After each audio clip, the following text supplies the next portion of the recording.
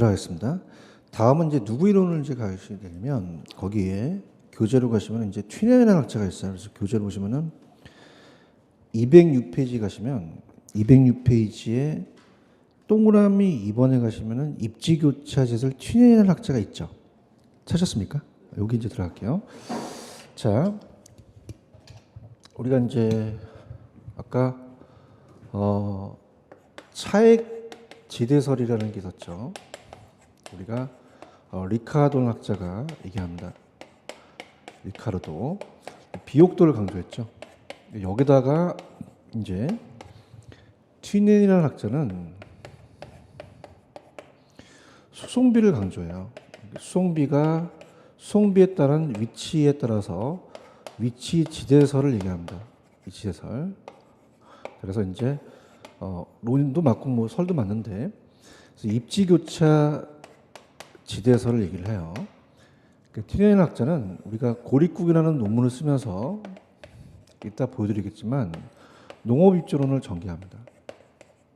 그래서 우리가 이제 집약적인 농업과 조방적인 농업이 있다고 얘기를 해요. 집약적은 우리가 안쪽에 중심지 같은 경우는 지대가 낮아요, 지대가 높아요. 높고 나갈수록 지대가 낮죠. 땅값이 비싸다 보니까 땅은 제한된 상태에서 노동과 자본을 많이 투입시켜요, 그죠? 그럼 우리가 어떻습니까? 얘가 있을 때는 교통이 발달하지 않았거든요. 그래서 우마차 시대로 이제 우리가 자동차 시대가 아니다 보니까 모든 농산물이 일로 들어왔다 나가요. 그럼 나갈수록 수송비가 많이 들어가요. 수송비가 비례해서 이렇게 증가하는데요. 그 수송비가 이렇게 많이 들어가다 보니까 안쪽은 수송비가 절약될 수도 있죠. 그럼 안쪽은 그냥입니까? 위치가 좋습니까? 그럼 지대가 높죠. 그럼 비옥도가 아니라 현대사회는 접근성이 중요하다는 걸 발견해낸 거예요.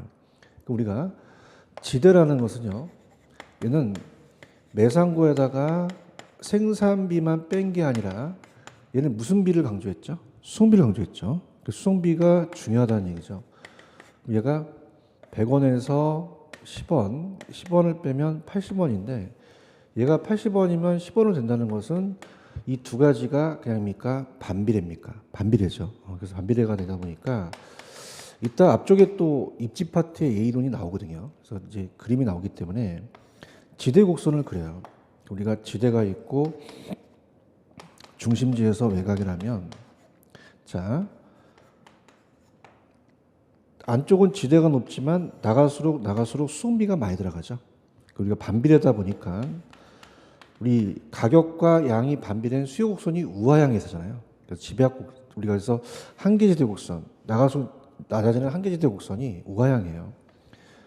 그러면 집약농업이 그냥입니까? 안쪽에 있습니까? 가파르고요. 조방농업이 좀 완만하다는 거죠. 그래서 우리가 입지가 교차하면서 지대가 지부를 높게 하는 사람이 안쪽에 간다는 거예요. 집약, 주방, 띠를 형성한다는 거죠. 그래서 쟤는 자 가볼게요. 자, 입지교차 지대설 튀넨 찾으셨어요? 자, 요거는 거기 보시면 이제 의에 고립국이라는 거 동그라미 쳐보세요. 논문이고요. 그 다음에 지대는 매상고 생산비 수송비 박스. 매상고 생산비는 단위 수송비 곱하기 거리죠. 그래서 우리가 나갈수록 우리가 거리에 따라서 수송비가 비례해서 증가하죠. 자, 그러면 우리가 전제로 본다면 그 전제는 단위당 수송비와 생산비가 일정하다면 곡물가가 한 개지의 생산비와 수송비에서 결정이 되는데 평가를 한번 가볼게요. 자, 얘는 리카르도는 비옥도지만 튀넨은 그냥입니까? 수송비를 강조합니까? 그럼 어떻게 돼요? 거기 쭉 읽다 보면은 수송비 절약분이 지대화된다는 얘기가 있죠. 찾으셨습니까? 그러니까 이 수송비를 강조했어요. 근데 여기서는 굉장히 약해요. 그래서 166페이지로 한번 펴보세요. 166페이지로 가시면 어차피 또 우리가 공부를 해야 되니까 166페이지로 가시면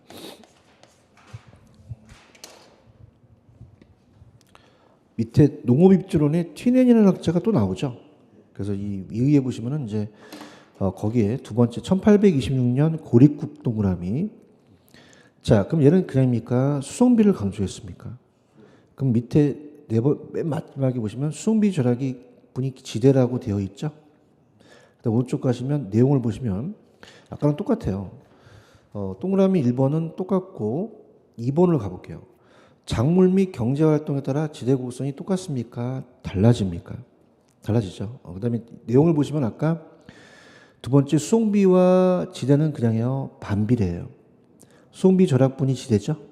그래서 우리가 한계지대 곡선이란 중심지 외곽으로 거리가 멀어질수록 지대가 어떻게 변하는 걸 나타내는데, 자 우리가 집약도는 거리가 멀어질수록 감소하고 시작부터 거리별로 동질의 농업활동이 형성되는데, 중심지에 가까울수록 조방적이에요, 집약적이에요. 그럼 가장 많은 지대를 지불하는 입주제가 중심지 입지하겠죠. 농산물 가격, 생산비, 수송비에 따라서 지대를 변화시킨다는 단어가 있나요? 찾았습니까? 그래서 이렇게 합니다. 튀레는 무슨 비를 강조했죠? 그래서 위치지에서 입지교차라고 하고, 수송비와 지대는 비례해요, 반비례해요. 그럼 이 곡선이 우상향합니까, 우하향합니까? 집약이 더 안에 있고 조방이 밖에 있으니까 기울기에 따라 다르겠죠. 그렇게 보시면 됩니다. 그죠? 자, 그래서 튀레는 그렇게 마무리를 해놓으시고요. 그다음에 이제 넘겨보시면은 튀레의 영향을 받은 애가 있어요. 그래서 제가 좀 순서를 좀 바꿔볼게요. 여기 교재로 가시면은 페이지 가셔서 211페이지로 한번 가보세요. 자, 211페이지에 가시면은 체크 플러스라는 단어가 있죠. 여기 이제 별표를 한번 쳐보시면은, 자, 지금 이 튀레에 대한 우리가 입지 교차 지대설이, 거기 보시면 입찰 지대 곡선이라는 알론소라는 학자가 있죠. 여기에 영향을 줍니다. 그죠? 그래서 이제 우리가 입찰 지대설, 근데 지대 이론, 지대론 이렇게도 나오거든요. 입찰 지대론. 그래서 이제 알론소라는 애가 건강한 소의 동생입니다. 그럼 얘는 그냥 튀레인을 따왔죠, 그죠? 그래서 입찰이라는 것은 여러분이 경매 같은 걸 하게 되면 낙찰받기 위해서는 가장 최소 금액을 적어야 돼요, 최대 금액을 적어야 돼요. 최대 금액을 적은 놈이 입지한다는 얘기예요, 그죠? 그럼 아까도 마찬가지로 집약적이 그냥입니까, 안쪽에 있습니까? 안쪽에 있고 조방이 바깥에 있죠, 그죠? 그래서 서로 경쟁이 심해요. 그래서 이제 우리가 지대가 있고요. 도심에서 외곽으로 간다면 산업에 따라서 지대가 달라지겠죠. 그래서 우리가 A 산업이 있고요. 그 다음에 B 산업이 있고 C 산업이 있다고 봐봐요. 그럼 아까 T에서 입지 교차가 되면서 지대가 형성된다. 그럼 경쟁을 심하면 그냥입니까, 입찰을 합니까? 그죠? 그럼 우리가 가장 작은 금액을 적은 사람한테 낙찰돼요, 가장 높은 금액을 적은 사람 낙찰돼요.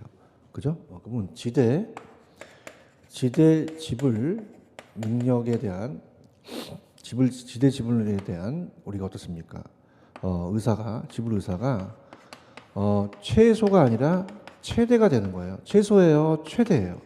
최대. 그죠? 그럼 어떻습니까?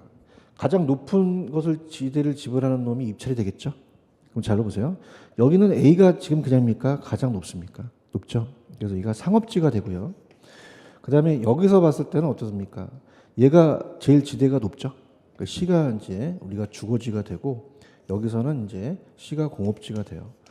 그럼 이렇게 가장 큰 금액을 적은 걸로 연결한 곡선을 입찰 지대 곡선이라 그래요. 그럼 이 모양이 우상향합니까, 우하향합니까? 우하향하죠.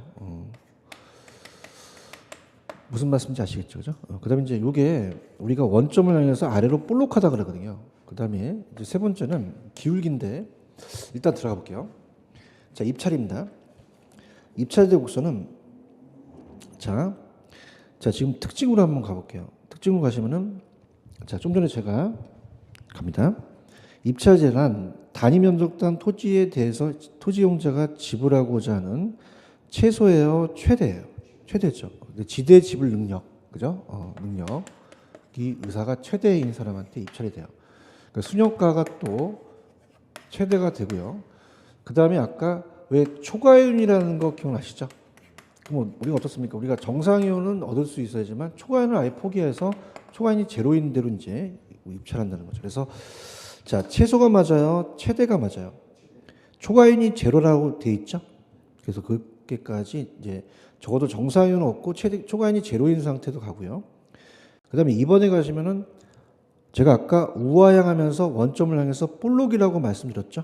그 다음에 3번에 이제 기울기가 한번 나왔었는데 이게 좀 어렵습니다. 입차지대 곡선의 기울기예요. 기울기는 우리가 한개 교통비가 올라가요.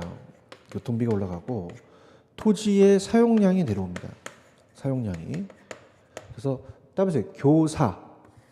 자, 교통비는 운송비가 될 수도 있고 수송비가 될 수도 있고요. 그 다음에 사용량은 이용량이 될 수도 있거든요. 자, 그럼 어떻습니까? 이렇게 된다는 것은 자, 우리가 학교 다닐 때 기울기를 배우셨을 때 밑변분의 높이예요. 밑변은 똑같다면은 명동은 조금만 나가게 되면 집가가 하락이 굉장히 심하죠. 기울기가 세고요. 농사 짓는 데는 그렇게 나간다고 해서 집가 차이가 안 나잖아요. 그죠? 기울기가 높고 이걸 낮거든요. 그죠? 그래서 우리가 한계교통비가 일정하다면 안쪽은 땅값이 비싸니까 토지를 줄이니까 이 기울기가 클 수밖에 없다는 얘기예요. 나갈수록 우리가 기울기가 작아진다. 그래서 교사. 그러면 교통비를 사용량 나누겠죠? 밑에 가시면 기울기라는 게 있어요. 자, 따라서 교사. 이 교통비를 수송비라고도 하거든요. 그죠? 그래서 입차지대 곡선의 높이와 기울기는 단위 토지의 생산성과 시장 가격에 의해서 결정이 되는데 그 생산물의 단위당 한계 운송비를 토지 사용량으로 나눈 값이라고 되어 있죠. 보고 계셔요? 그래서 맨 위에 가시면 의의를 보시면 이제 그러면 산업별로 이제 생산 요소 대체성이 다르기 때문에 토지에 대해 지불할 수 있는 지대는 입지 주체별로 입지 주체가 지불할 수 있는 가장 낮은 지대예요. 높은 지대예요. 이게 입찰이죠. 각 산업에 대한 연결하는 곳이 그게 입차지대 곡선이 된다는 거죠. 무슨 말씀인지 아시죠? 그다음에 이제 좌측에 보시면 양가로 2번에 가시면 생산 요소의 대체성과 지대라는 단어가 있나요? 찾으셨습니까? 자, 이게 이제 뭐냐면 들어보세요.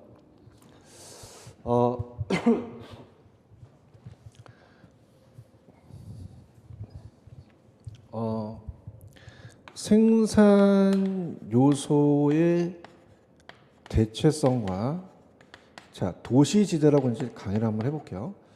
자, 우리가 토지용 집약도라는 것은 토지에 노동과 자본을 투입시켜요. 근데 노동을 일정한 상태에서 자본이라고 한다면 자, 우리가 분수 있는 방법은 자, 분모에 대한 분자예요. 그래서 우리가 토지에 대한 자본의 결합 비율 또는 대체 비율, 대체성에도 맞거든요. 자, 그럼 무슨 말이냐? 자, 지금 아까 이 알론소에 의해서 이 지대라는 게 있으면 원점을 향해서 볼록한 우하향하는 곡선이 된다고 말씀했죠. 그러면 우리가 도심에서 외곽으로 나가는데요. 자, 갑니다. 자, 만약에 지금 자, 여기다 건물을 짓는데 만약에 그냥 3,000원이 있어요.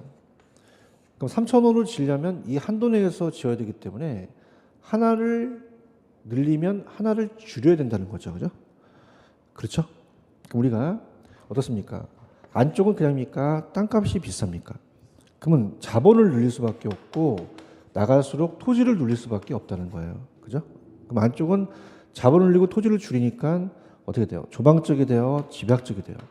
그럼 저층화 되겠어요? 고층화 되겠어요? 고층화 되고 나갈수록 자본을 줄이고 토지를 늘리죠. 그럼 조방적이 되니까 고층화 됩니까? 저층화 됩니까? 그래서 안쪽일수록 집약적으로 이용한다는 건 토지에 대한 자본의 대체성이 크다는 얘기예요. 그런가요? 그럼 어떻게 돼요? 3차 산업이라는 금융업 같은 경우는 건물이 고층화돼 있잖아요. 근데 나가면 나갈수록 그냥입니까? 조방합니까? 조방이죠. 그럼 3차, 2차, 1차다 보니까 나가면 어떻게 됩니까? 땅값이 싸죠. 그럼 토지를 늘리고 자본을 줄이다 보니까 조방적으로 하니까 목장업 같은 게 입지한다는 얘기죠.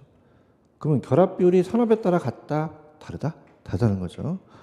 자, 지금 생산 요소의 대체성과 지대 보고 계셔요? 그럼 1번. 일정량의 재화를 생산하기 위해서는 토지의 자본의 대체 관계는 우상향, 우하향. 2번. 토지에 대한 자본의 결합 비율은 도심에 가까울수록 낮았다 그랬어요? 높다 그랬어요? 왜로 갈수록 낮죠? 토지 자본에 대한 결합 비율이 높다는 것은 대체성이 크다는 것이고 도심일수록 우리가 토지의 자본의 대체성이 크다는 거죠. 그럼 4번 별표. 그럼 그럼 생산 요소의 대체성은 생산 요소의 상대적 가격에 따라서 안 달라져요, 달라져요. 산업의 종류에 따라 달라질 수 있겠죠. 금융업이 그냥입니까? 안쪽에 있습니까? 그러면 토지에 대한 자본의 대체성이 크죠. 도심에 위치하고 목자금은 외곽에 위치할 수밖에 없다는 겁니다. 이해 가셨습니까? 이렇게. 그러니까 이거예요. 그냥 편안하게 들어보시면 이 이론이 튜넨에 따온 거죠. 그죠? 그럼 튜넨도 아까 안쪽은 그냥요 집약적이었어요. 나가서 조방적이죠. 그럼 집약적인 농업은 부가가치가 좀 센 거, 지대를 지불해야 되니까 위치가 좋으니까 하고요. 그럼 어떻습니까? 입찰이라는 자체는 가장 지대 지불 능력이 최소예요, 최대예요. 그럼 걔네들이 낙찰을 받는다는 거죠. 그죠? 그럼 이걸 연결하니까 이 곡선이 우상향, 우하향. 원점을 해서 볼록하다는 거죠. 아시겠죠? 그다음에 기울기는 교사고. 그럼 어떻습니까? 안쪽은 그냥입니까? 땅값이 비쌉니까? 그럼 토지를 늘려야 돼요? 토지는 줄여야 돼요? 자본을 늘리니까 고추가 되죠. 집약적 이용을 한다는 겁니다. 그럼 목장업이 있어요? 금융업이에요. 금융업. 3차 산업이 있어서 대체성이 크다는 거고요. 나가면 땅값이 싸죠. 자본을 줄이고 토지를 늘리죠. 그러면 금융업을 해요? 목장업을 해요?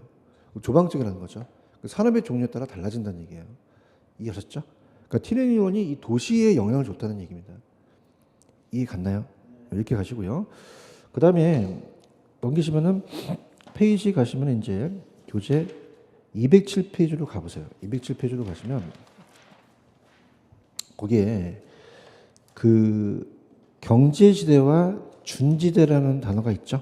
그래서 밑에 준지대부터 볼게요. 마샬이라는 애가 얘기합니다. 누가 얘기한다? 마샬. 마샬이 얘기하는데 이 준지대도 요즘에 출제가 좀 됩니다. 그래서 마샬인데 자 들어보세요.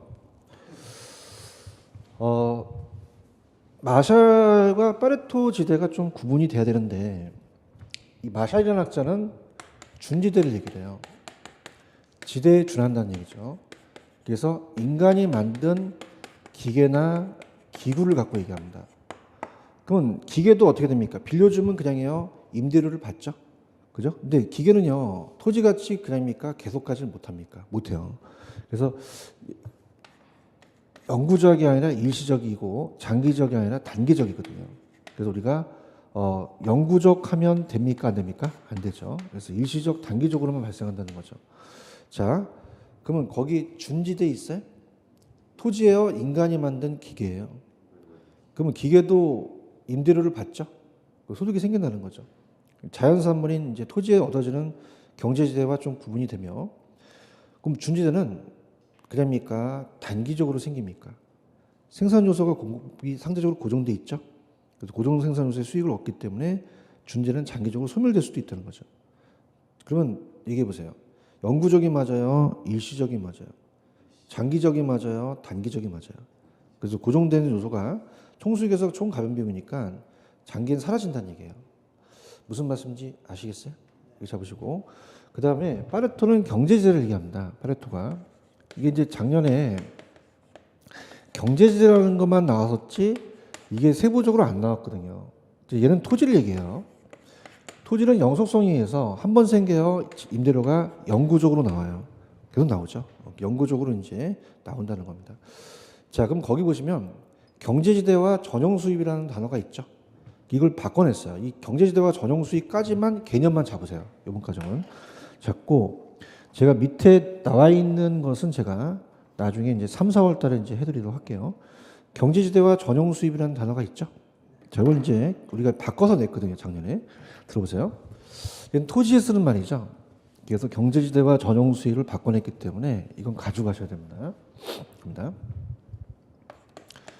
경제지대와 전용수입은 뭐가 다르냐 들어보시면 자 토지나 노동이나 생산 요소예요. 그죠? 그럼 우리가 이걸 하게 되면 대가를 받기 때문에 지대를 받거든요. 그럼 갑돌이가 만약에 가라는 용도로 지대를 공급하고 있으면 용도가 다양해요. 그럼 나다라는 용도로 공급하는데 80만 원을 받는데 이걸 포기하고 일로 가서 100만 원을 받는데요. 그러면 우리가 80만 원을 받는 누구나 받을 수 있는 수입을 전용 수입이라 그래요. 무슨 수입이라고 한다? 전용 수입. 그럼 얘는 그냥입니까? 20만 원을 더 먹습니까? 이걸 따보세요. 경제지대. 경제지대라고 하거든요. 지금 보고 계셔요? 그럼 누구나 받을 수 있는 수입이 무슨 수입이야? 뭐 어떤 생산 요소가 다른 용도로 전용되지 않도록 지급할 최소한 금액을 말하거든요. 그죠? 그런가요? 그러면 100만 원을 선택했다는 건 이걸 포기했잖아요. 이 기회비용 성격을 갖고 있는데 이걸 처음 냈어요. 이걸 경제지대로 작년에 냈거든요. 그죠? 근데 경제지대는 어떻게 돼요? 20만 원을 더 먹는 게 경제지대라고 얘기했죠. 그러면 생산 요소가 실제로 얻고 있는 수입에서 100만 원에서 그냥입니까? 80만 원을 뺍니까? 그럼 20만 원을 더 먹죠. 이건 경제지대예요, 전용 수입이에요. 경제지대가 되는 거죠. 아시겠죠, 그죠? 이렇게. 그래서 자꾸 시험이 좀 업그레이드 되는 것 같아요. 이게 안 나왔다가 작년에 경제지대와 전용수입 바꿔냈거든요. 그죠? 근데 이제 밑에 보시면은 3번은 아직 보지 마세요. 그죠? 왜냐면 지금 1, 2번도 안 되는데 3번까지 보면 헷갈리거든요. 그죠? 이건 제가 다운을 해줄 테니까 아예 그냥 합격할 수 있게끔 제가 찍어줄게요. 이해하죠? 그죠? 이렇게 잡으시고. 그 다음에 이제 넘기시면은 다 쓸데없어요. 페이지 208페이지로 가시면 다 안 나오고 오른쪽에 209페이지 가시면 3번에 마찰 비용의 헤이글안에 있죠. 찾으셨어? 거기만 펴죠. 거기만 시험에 나와요. 자, 마찰 비용이라는 얘기가 있죠. 자, 그래서 헤이그는 마찰 비용 이론을 주장합니다. 마찰. 그럼 헤이그가 마찰 비용 이론을 주장한다는 것은 교통비와 지대가 비용이라는 얘기예요. 자, 그럼 생각해 보세요. 땅은 우리가 어떻게 할 수 없죠. 근데 그냥입니까? 인간이 교통비는 절약할 수가 있습니까? 있죠. 그래서 우리가 교통이 발달하면 그 마찰 비용이 적어진다는 거죠. 지금 보고 있어요? 그럼 도시집가는 마찰 비용에 따라 달라지는데 마찰 비용은 제가 뭐와 뭐를 합친 거라고 그랬어요. 지대와 교통비. 그럼 그냥입니까? 교통비를 절약해야 됩니까? 그럼 그게 지대가 되는 거죠. 그럼 교통수단이 발달할수록 공간의 마찰이 줄어들겠죠. 양호해져서 마찰이 적어지고 지대가 높아진다는 겁니다. 체크하셨습니까? 얘 나와 얘. 이거 어때요? 찍어주는 게 좋죠. 반응이 없으시네. 찍어 나와. 하셨죠, 그죠? 그러니까 요즘 강사들은 그냥 안 나오는 거 안 해요, 그죠? 그러니까 이거 그냥 하세요. 아시겠죠, 그죠? 그러니까 지금까지 제가 아까 고전압파, 신고전압파, 리카도와 마르크스 있었죠? 튜넨 그다음에 알론소가 있고 준지대, 경제지대, 예, 마찰비용까지만 시험 문제 배정이 됩니다. 아시겠죠, 그죠? 이렇게 보시면 되고. 그다음에 입지 파트로 갈게요. 그러면 이제 입지 파트로 가셔서 이제 입지를 가기 전에 그래서 지금 책은 잘 쓰셨어요. 굉장히 이분도 이제 선배님이신데 제일 조금 이렇게 제 순서대로 좀 맞게 쓰는 게 낫거든요. 왜냐하면 이걸 한 다음에 아까 튜넨이라는 학자가 있었잖아요. 그 튜넨이 도시의 연을 줘요. 그래서 어디가 이제 시험에 나오냐면 페이지로 가보세요. 200페이지입니다. 200페이지로 가시면은 200페이지로 가시면은 도시공간 구조이론이라는 게 있나요? 별표 3개 치시기 바랍니다. 얘도 출제 빈도가 높아요. 3개. 찾으셨어요? 그 순서가 있거든요. 그러니까 튜넨을 먼저 알아야 얘를 맞힐 수가 있어요. 그죠? 그럼 아까 튜넨이라는 학자 기억나시죠? 그죠? 튜넨 학자가 이제 농업 입전을 전개하거든요. 들어보세요. 그러면 튜넨 학자가 고립국인 논문 써서 도시예요, 농업 입지예요. 농업 입지. 그럼 안쪽은 조방적이었어요, 집약 농업이었어요. 나갈수록 조방 농업이었죠? 그럼 안쪽은 그냥입니까? 지대가 높습니까? 나갈수록 지대가 낮아지면서 얘가 있을 때는 교통이 발달하지 못했죠. 그래서 우리가 비례적으로 이제 거리가 증가하면서 수송비가 늘어난다고 얘기를 해요. 나갈수록 수송비가 많이 들어가고 안쪽은 수송비가 절약되죠. 그래서 얘 이론을 이제 도시가 성장을 합니다. 그러면서 지금 거기 보시면 동심원 이론이라는 단어가 있나요? 찾으셨습니까? 그래서 이제 동심원 이론이 나와요. 그러니까 얘 이론이 똑같이 원을 그리죠. 똑같은. 그래서 동심원 이론을 나오면서 버제스라는 학자가 튜넨을 따왔어요. 그러면 버제스가 먼저요, 튜넨이 먼저요.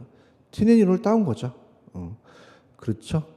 그래서 얘가 이제 1925년, 자, 20세기에 시카고 대학의 시카고시를 보고 우리가 이제 사회학자예요. 그러다 보니까 자, 그림을 한번 보세요. 거기 지금 밑에 원을 그림이 그려져 있죠. 그래서 이제 1번 지구는 중심 업무 지구입니다. 중심 업무. 12대라고 그래요. 자, 학자마다 좀 강사마다 견해가 좀 다르기 때문에 지금 거기 보시면 1번 중심 업무 지구라고 있나요? 찾으셨습니까? 그러면 안쪽은 그냥요 지대가 높아요. 그럼 접근성도 좋죠. 양호하고 인구 밀도도 높아요. 그러면 처음에는 도시가 만들어지면서 모든 사람들이 도시로 몰린단 말입니다. 그런가요? 그럼 그냥요 포화 상태가 돼요. 그러면 어떻게 됩니까? 특히 공장이 못 있겠죠. 그래서 2번이 뭐라고 되어 있냐면 천이라고 되어 있나요? 이 천자가 옮길 천자거든요. 전이 된다는 얘기 들어보셨죠? 그래서 공장이 튀어나가요. 그래서 이제 여기 있던 공장이 튀어나가서 일로 옮겨가는 거죠. 그래서 우리가 천이도 맞고 전이도 맞는데 자 공장에서 일하는 사람은 좀 고소득이에요? 저소득층들이에요? 도덕층들이죠. 그런가요? 근데 이 사람들이 주택지를 못 짓고 옆에다가 판잣집을 놓고 우리가 슬럼화가 좀 돼요. 환경이 좋아집니까? 안 좋아집니까? 안 좋아지고요. 시험 문제는 점이라고 나와요. 뭐라고 나온다? 그래서 거기 보시면은 점이지대라고 이 저자분이 해놓으셨죠. 그러니까 점이는 이 산업이 서로 다른 지리적 특성을 가진 산업끼리 혼재되어 있는 거예요. 그러니까 공장도 아니고 주거지도 아니고 사업지도 아니죠. 여기가 환경이 좋아요? 안 좋아요? 그럼 옆에 보시면 저소득 주거지대라는 게 있나요? 그럼 어떻습니까? 저소득층들은 이제 소득이 높아지면 환경이 좋은 주거지로 옮기겠죠. 근데 4번을 보시면 그냥입니까? 고소득입니까? 자, 고소득은 어떻게 돼요? 아까 요 점이가 환경이 안 좋다 그랬잖아요. 그럼 옆에 있어요? 튀어나가요. 나간다는 거고요. 통근자지대라는 것은 안쪽은 땅값이 비싸니까 주거지를 외곽으로 나가는 겁니다. 통근자지대가 발생하는 거죠. 위성도시가. 아시겠습니까? 자, 그래서 동그라미 쳐보세요. 제가 야매로 가는데 중심에 중자 동그라미 치시고 천이라고 나오고 점이라고 나오는데 그냥 전이라고 보세요. 거기 전이라고 돼 있죠. 그 다음에 저소득의 저, 고의 고, 통의 통. 따라보세요. 중전. 그럼 중전은 주상의 와이프죠. 따라보세요. 중전. 저 고통스러워요. 개론이 버거워요. 그죠? 이렇게. 그럼 그리고 어떻습니까? 이 점이라는 자체 옆에는 그냥요 저소득이 있어요. 그죠? 그럼 자 할게요. 봐봐. 자, 얘가 이제 사회학자다 보니까 자 우리가 어디 지역에 침입한다는 것은 다른 계층이 들어가고 바뀌는 것을 천이라 그래요. 그러니까 우리가 경쟁이 심하기 때문에 이게 생태학적 관점으로 간다고 얘기하거든요. 자, 그러면은 보세요. 안쪽으로 갈수록 환경이 좋아져요? 환경이 안 좋아져요? 그러면 우리가 범죄, 질병, 도시 문제가 적어질까요? 많아질까요? 많아지고 저소득층들은 옆에 점이가 있어야 되죠. 그럼 고용기회가 많은 도심 쪽으로 가려고 그래요. 저것은 양호한 경우에. 맞나요? 근데 고소득은 됩니까? 떨어져 있습니까? 떨어져 있죠. 이렇게 가볼게요. 펜 들어보세요. 자, 동심원은 5개 지구고요. 5개 지구고 그 다음에 어떻습니까? 거기 보시면 이제 첫 번째 의에 보시면 5개 지구. 자, 밑에 내용을 보시면 가장 오래된 실질적 모형이고요. 아까 중전 저고통이라는 거 말씀드렸죠? 오른쪽에 비판으로 한번 가보세요. 비판. 중요한 게 하나도 안 들어갔네. 자, 비판이 있어요? 비판을 보시면은 그냥 니은에 보시면 도로 및 교통수단 발달이 동심원 형태를 변환시키는 것을 고려한다, 고려하지 못한다. 못한다는 것은요. 들어보세요. 자, 이건 그냥입니까? T는 이론을 따왔습니까? T는 아까 교통 발달을 고려하지 못했죠? 체크하셨죠? 그래서 좀 안타까워요. 제가 원하는 내용들이 하나도 안 들어가 있어요. 자, 볼게요. 지금 어디 지역으로 침입한다, 천이 경쟁이라는 건 따라서 생태학적 관점. 이게 이 시험에 나왔었고요. 그 다음에 보세요. 안쪽으로 갈수록 그냥입니까? 지대가 높습니까? 접근성 인구 밀도가 높아지죠. 하셔야 됩니다. 그죠? 그럼 안쪽을 그냥요 환경이 안 좋아요. 범죄, 빈곤, 질병 문제가 많아진다는 거죠. 그죠? 이런 게 하나도 없어요 안에. 그죠? 그리고 어때요? 점이가 옆에 저소득이 있죠. 그럼 저소득은 그냥입니까? 여기서 일을 해야 됩니까? 일을 해야 되니까 적극성이 양호한 고용계가 많은 안쪽으로 가려고 그래요. 이해하셨습니까? 그런 내용들이 들어가야 됩니다. 그죠? 왜냐면 기출이 됐었거든요. 아시겠죠? 그죠? 나중에 제가 기회가 닿으면 이제 프린트로 좀 나눠드리도록 할게요. 아시겠죠? 그러니까 책이 잘못 나온 게 아니라 추가적으로 더 들어갔어야 돼요, 내용이요. 아시겠습니까? 이렇게. 그건 있죠. 예, 낮아진다. 그건 있는데 범죄, 빈곤, 질병 이런 게 빠졌거든요. 그다음에 생태학적 관점이라는 게 빠졌어요. 이해하셨죠? 그러니까 책이 잘못된 게 아니에요. 책은 이제 저도 이제 책을 쓰지만 거의 대학교 교과서를 가지고 오거든요. 그죠? 근데 기출 문제 위주로 놓는 게 우리가 좋거든요. 그죠? 그러니까 이렇게 해서 책이 잘못됐다는 게 아니라, 그죠? 좀 기출 문제를 넣었으면 하는 제 소원이죠. 아시겠죠? 왜냐하면 강의를 그렇게 하게 되면은 책이 있어야 저도 편하거든요. 아시겠죠? 그죠? 그러니까 거의 여러분들한테 말씀드리면 기출 문제 위주로 나와요. 그죠? 그렇기 때문에 지문 자체를 계속적으로 보셔야 돼요. 아시겠죠? 그 다음 밑에 선형이론이라는, 천형이론이라는 게 있나요? 찾으셨습니까? 그러니까 선형은 뭐냐면, 자 보세요. 당연히요, 튜닝이 있을 때는 교통이 발달하지 못했잖아요. 각 방향으로 수송비가 똑같다는 건 말이 안 맞기 때문에 선형이라는 자체가 이 선자가 부채선자예요. 무슨 선자다? 부채선. 자, 그럼 우리가 선형이라는 자체는 이 선형이 부채선자입니다. 부채꼴 모양이라는 거죠. 부채꼴. 그래서 교통축이라는 겁니다. 교통축, 교통망. 호이트라는 애가 얘기합니다. 그래서 1939년 142개의 도시를 발달하면서 이렇게 가요. 그럼 오른쪽에 그 밑에 보시면 그림이 하나 보이시죠? 그림 보이세요? 그다음에 선형, 부채꼴. 그러니까 부채를 펴놓은 모양이라는 얘기예요. 그래서 우리가 1번 지구는 중심 업무 지구입니다. 그래서 CBD죠. CBD고, 그 다음에 이제 거기 보시면은 5번을 가보세요. 5번을 가시면 고소득이라고 돼 있죠? 그럼 우리가 보통 이렇게 됩니다. 보통 이 고소득층들은 교통망에 멀리 있길 원해요? 가까이 있길 원해요? 가까이 있길 원하죠. 교통이 좋아야 된다는 거죠. 그죠? 그러면 지대가 낮습니까? 그럼 지대가 높습니까? 그럼 지대 지분을 높은 사람이 그 위치를 차지한다는 거죠. 그죠? 그 다음에 이제 저소득층은 반대로 있다는 거. 교통에 따라서 이렇게 나눠진다는 거예요. 그럼 부채꼴이나 교통축 나오면 무슨 이론 찍으셔야 돼요? 선형 갈게요. 지금 선형이 있어요? 의에 교통망이라는 단어 있나요? 찾았습니까? 그 다음에 두 번째 보시면 간소도로망에 따라 소득 계층별이라는 단어가 있죠. 주택지가 형성되며 부채꼴, 축형, 축이론. 그럼 내용에 가시면 어떻습니까? 기억에 교통축에 따라서 부채꼴이라는 단어가 나오면 동심원이에요? 선형이에요? 선형이죠. 넘겨보세요. 넘기시면은 자 202페이지 가장 핵심 포인트는 맨 위에요. 니은 고급주택은 교통축에 멀리 있다, 가까이 입지한다. 가까이 입지하죠. 찾으셨습니까? 그러면 어떻게 돼요? 교통이 좋은 곳을 고급주택이 차지하죠. 그럼 얘는 그냥요, 땅값이 비싸요. 지대 지분력이 영향을 준다는 얘기예요. 이해 갔나요? 중급은 옆에 있고 하급은 반대에 있죠. 그래서 비판은 고소득층을 니은에 너무 강조했다는 거고. 마지막 다핵심이론이라는 게 있죠. 자, 이제 발달됩니다. 우리가 발달돼서 다핵심까지만 시험 문제가 나와요. 그래서 오른쪽에 아예 그 유상 도시이론이라는 벨이 있죠. 지워버리세요. 안 나옵니다. 지워버리시고 다핵심까지만 나와요. 무슨 핵심까지만? 다핵심. 다핵심은 1945년에 얘기를 하면서 해리스와 울만이 얘기를 해요.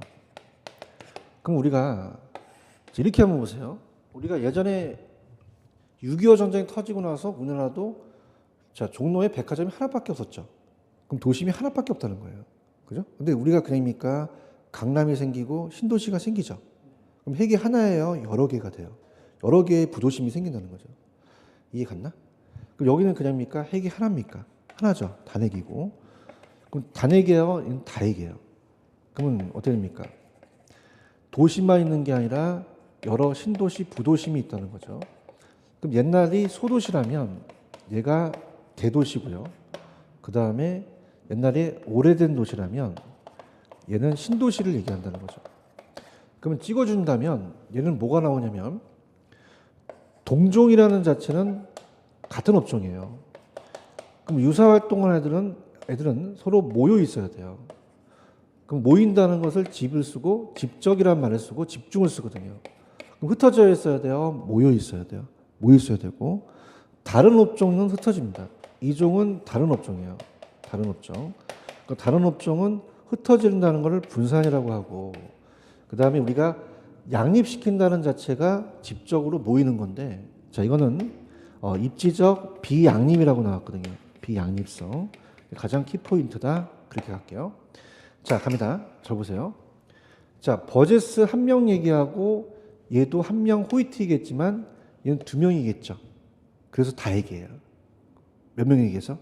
두 명. 야매를 좀 안 쓰려고 하는데 좀 분위기 보면서 좀 약간씩 쓸게요. 얘가 몇 개다? 다 얘기해요. 다 해. 맞아요. 동종은 그냥 있어요. 모여 있어야 돼요. 이종은 분산해야 되죠. 이게 거의 90% 나와요. 그래서 갈게요. 자 밑에 보시면 다핵심이 있어요.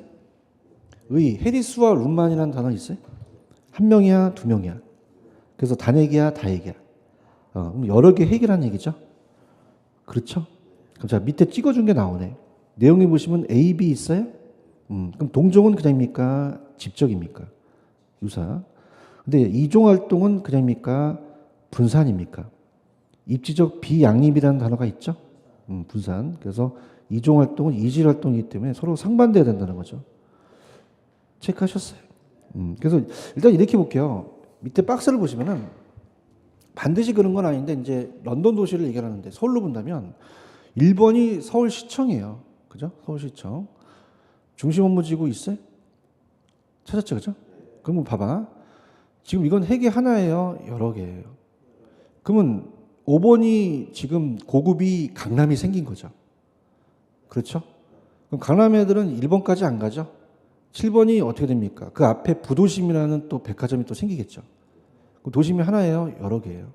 여러 개가 된다는 거죠. 체크하셨죠? 이렇게 보고요. 그 다음 오른쪽에 보시면 뭐 C하고 D는 뭐 특정 위치에 따라서 시설이 필요하고 지대지름에 따라서 차이가 있는데 참고하시고 디귿 니을 체크해 보세요.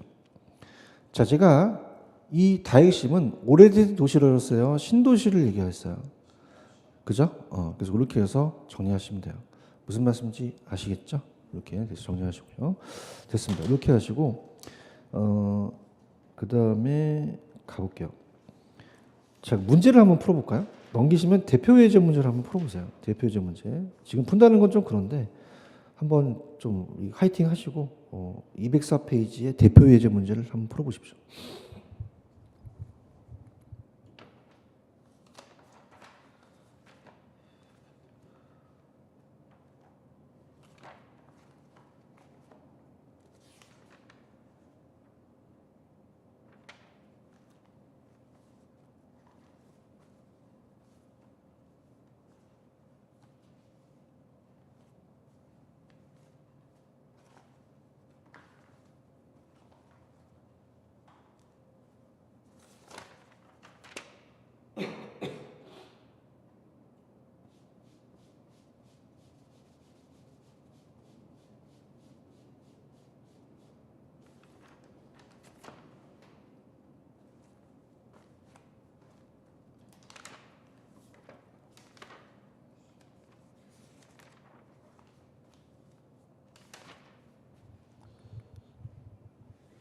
1번 도시공간 구조를 변화하는 야기는 요인은 교통의 발달이지 소득이 증가하는 관계가 없다. 자, 아까 보세요. 이 호이트는요. 그냥입니까? 소득이 중요합니까? 중요하죠. 고소득이 여기를 차지하잖아요. 그럼 소득과 소득 증가는 관계가 없다? 관계가 있다? 있다는 거죠. 얘기를 해야 다음 넘어갑니다. 그렇죠? 또 그다음에 이번에 따보세요. 교통망. 따보세요. 교통망. 선형. 이 교통축이 약간 부채선자였죠. 그럼 이거는 버제스가 아니라 호이트 이론이죠. 누구 이론이다? 호이트. 3번 여기 나오잖아. 봐봐. 침입 경쟁 천이라는 단어가 있어요. 자, 일로 와보세요. 아까 제가 여기서 일로 침입하고 천이하고 경쟁하는 게 생태학적인 동심원이라고 그랬죠. 그럼 이거는 호이트 이론입니까? 버제스의 동심원입니까? 동심원이죠. 대답 좀 해주세요. 그 다음에 잘 따라보세요. 중전 저고통 기억나세요? 그러면 우리가 점이는 중심지 옆에 있죠. 그렇죠. 그렇죠. 그럼 점이는 그것보다 도심에 원거리 있습니까? 근거리 있습니까? 근거리 있죠. 바로 옆에 있으니까. 그렇죠? 좀 어렵지만은 그래도 좀 도전해 보셔야 돼요. 5번 다핵심 기억나세요? 하나의 개요, 여러 개의 개요. 그럼 공업, 소매, 고급 여러 개가 핵심의 수가 증가해서 특화될 수 있죠. 이해하셨습니까? 이렇게 시험에 나온다는 거예요. 아시겠습니까? 그래서 자꾸 이제 연습을 하셔서 맞힐 수 있는 능력을 기르셔야 돼요. 오케이? 이렇게 됐고요. 그 다음에 넘겨보세요. 넘기시면 이제 입지 파트로 가는데 페이지 165페이지로 가시면 165페이지 가시면은 165페이지 입지 및 공간 구조론에서 좀 전에 공간 구조를 봤죠? 여기는 지금 쓸데없어요. 거의 시험에 거의 안 나와요. 안 나오고 넘겨보세요. 넘기시면은 어디서부터 이제 시험 문제냐면 페이지 166페이지 가시면 밑에 주요 입지에 농업 입지라는 게 있죠. 자, 이렇게 한번 볼게요. 여러분 이제 어디서가 이제 시험 문제가 잘 나오냐면 제가 이제 입지 파트에 박사 논문을 썼고 지금 입지 파트를 또 강의를 또 대학교에서 하는데 들어보세요. 시험 문제가 나오는 게 자, 지금 입지론이라는 자체가 입지론이 19세기와 20세기 이론이에요. 그럼 지금 21세기니까 어떻습니까? 이 이론이 옛날 이론이죠. 검증이 잘 안 했다는 거죠. 그래서 우리가 두 가지가 있어요. 산업 입지하고 우리가 주거 입지라는 게 있는데 자, 산업 입지라는 자체가 동양에서 먼저 발달하고요. 서양은 주거 입지인데 자, 그러면 명단이나 이 풍수지리가 우리나라가 많이 하잖아요. 그죠? 근데 이 주거 입지 같은 거는 잘 검증이 안 됐거든요. 그죠? 물론 뭐 지금은 풍수지리나 이런 것들로 가지고 뭐 또 설명하고 하는데 주거 입지는 거의 안 나와요. 거의 산업 입지에서 나와요. 무슨 입지에서 나온다? 그럼 산업은 아까 1차, 2차, 3차에서 튜렌 이론 아시죠?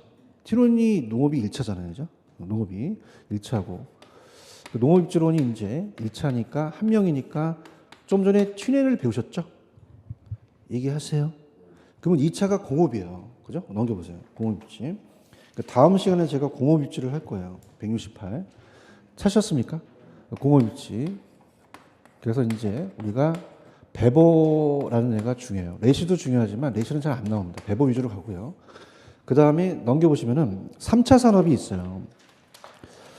자, 170페이지로 보시면은 상권의 입지가 있고 오리스부터 크리스탈로의 중심지론이라는 게 있죠. 여기가 출제 빈도가 높아요. 이게 상업 입지거든요. 그죠? 그러니까 우리가 지금 몇 차 산업으로 올라요? 보통 4차까지 가죠. 상업 입지론입니다. 그래서 여기가 거의 출제 가능성이 높아요. 아시겠죠? 그래서 안 나오는 거 아예 하지 마세요. 주거 입지 같은 경우는 한 번도 출제가 잘 안 됩니다. 그러니까 최근의 경향은 상업 입지에서 거의 출제가 돼요. 아시겠죠? 공업 입지에 대한 핵심 것만 가르쳐 드리고 상업 입지를 다음 시간에 연결해서 갈게요. 이해하셨죠? 하셨다고 하겠습니다.